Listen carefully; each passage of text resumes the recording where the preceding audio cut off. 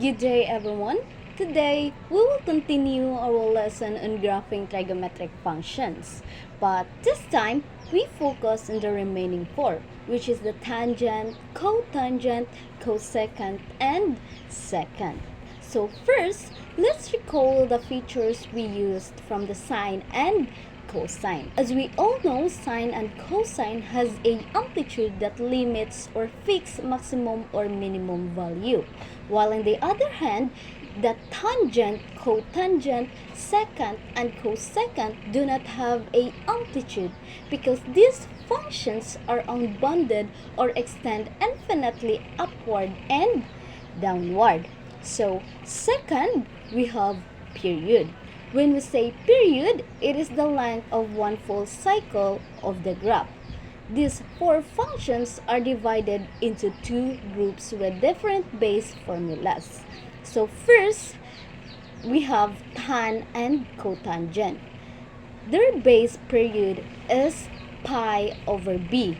Second is the cosecant and secant, which is their base period is 2 pi over b. So now, let's start with the tangent function. Its formula is y equals a times tangent of the quantity b times x minus c plus d. Remember, a does not mean amplitude here. So let's try to solve this problem. Y equals tangent of the quantity x minus pi over 2 plus 1. So let's do this in step by step. So step 1, identify the value of b, c, and d, which means b is the period, c is the phase shift, and d is the vertical shift. Looking at the equation, b is equal to 1, c is equal to pi over 2, and d is equal to 1 also. So, step 2, calculate the period. As we all know, the formula of tangent is pi over b. And substitute b to its value, which is 1. So we have now pi over 1 is equals to pi. So now we have the period, which is pi. Let's move forward to that step 3. Find the phase shift. The formula b over c and substitute pi over 2 over 1. So we get pi over 2. If you wonder where did we get the pi over 2 over 1, it's already in the equation given. So since c f positive, we shift pi over 2 units to the right. Step 4, determine the vertical shift. As also d is equals 1, so we shift the whole graph 1 unit up. Our midline now is y equals to 1.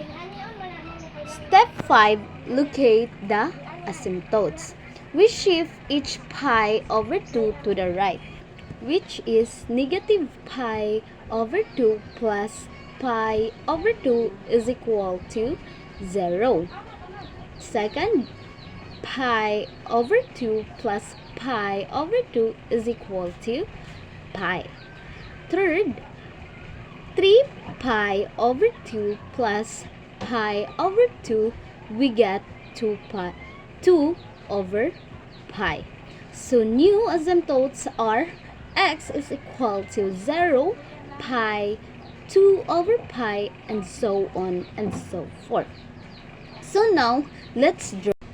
First, draw your coordinate plane and mark the midline as light line at y equals 1. Draw vertical dashes line at x equals 0, pi, and 2 pi, and so on and so forth. These are your asymptotes. The graph will never touch these lines. The graph crosses the midline y equals 1 at points like x, pi over 2, and 3 pi over 2, and so on. Draw the curve it goes from negative infinity on the left side of each asymptote, crosses the midline, and rises to positive infinity on the right side. It repeats this time shape every pi units. Next is the cotangent function. So we have the formula of y equals a times cotangent of the quantity b times x minus c plus d. Now, let's try to solve this. Y equals cotangent of 2 times x minus 2. So first, we need to identify the values of b, c, d. So which is b is equal to 2, c is equals to 0, and d is equals to negative 2. Second is calculate the period.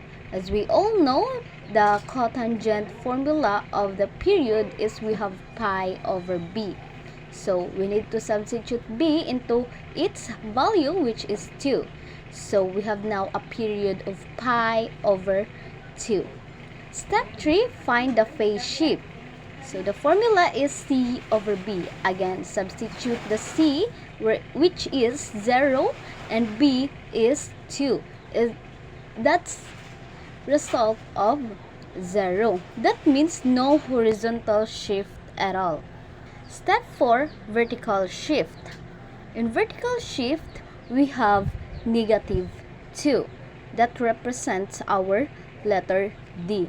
So shift the whole graph 2 units down. Down in midline is y equals negative 2. So step 5, find asymptotes. So the basic cotangent has asymptotes at x is equals to 0, pi over 2, pi, so on and so forth. So with period, which is the b equals 2, new asymptotes are x is equals 0, pi over 2, and pi, so on and so forth.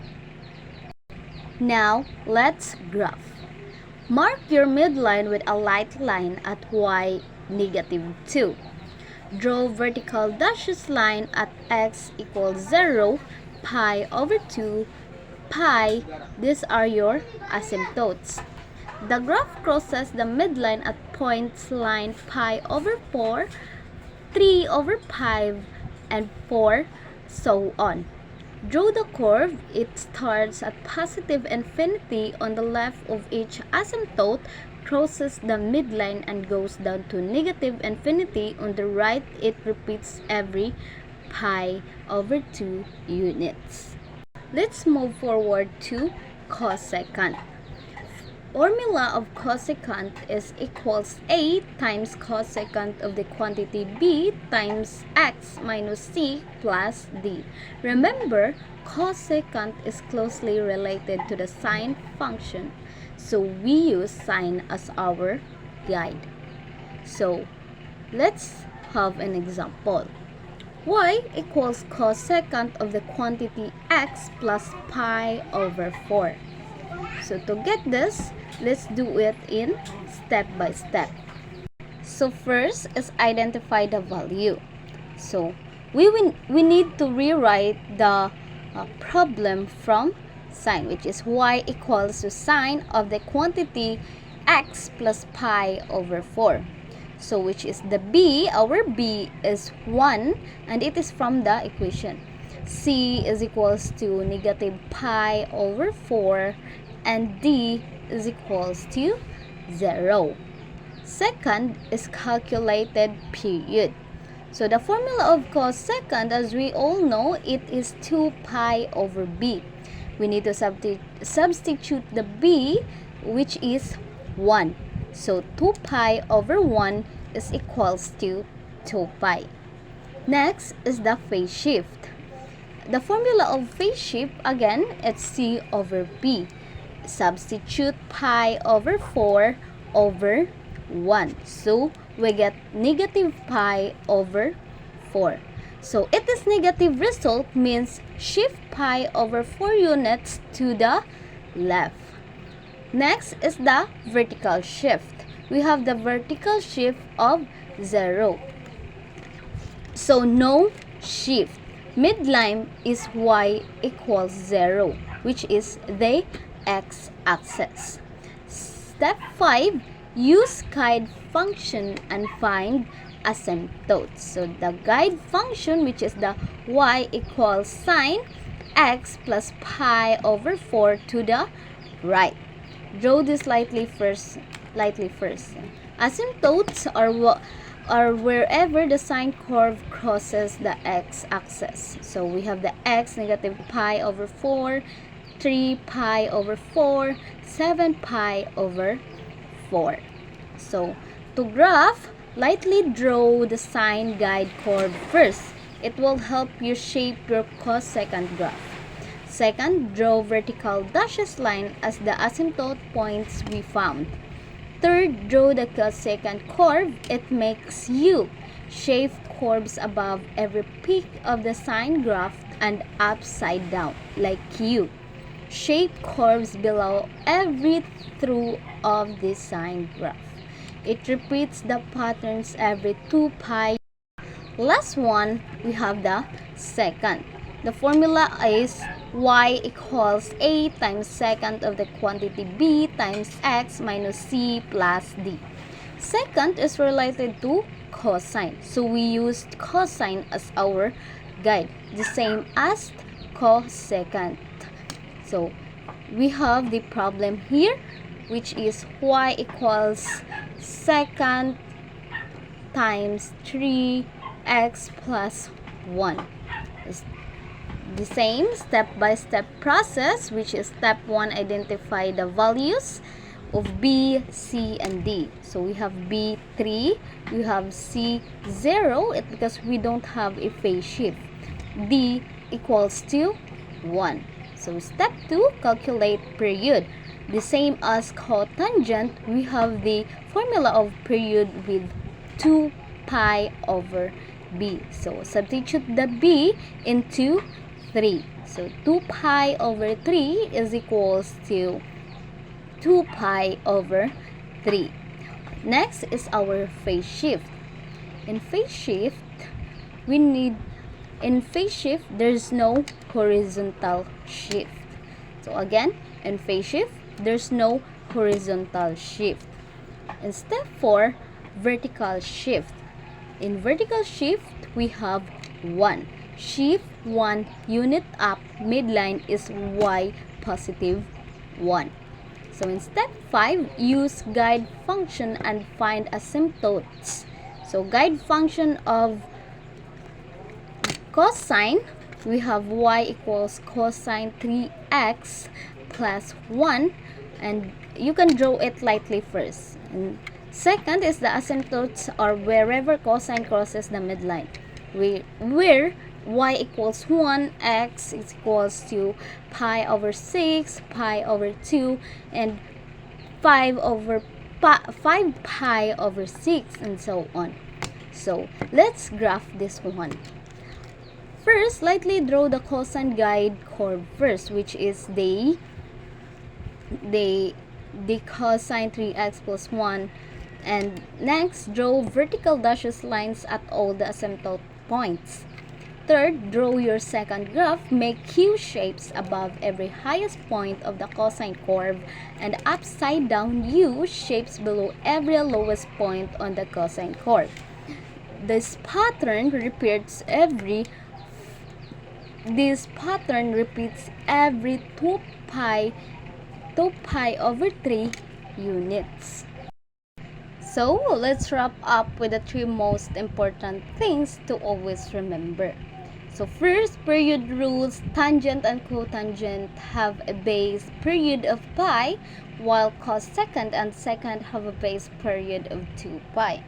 In amplitude, none of these 4 functions have a amplitude at all. Their graphs go on forever, up and down. Third, guide functions. Always use sine as your guide when graphing cosecant and cosine as your guide when graphing secant. This makes it much easier. Now, thank you.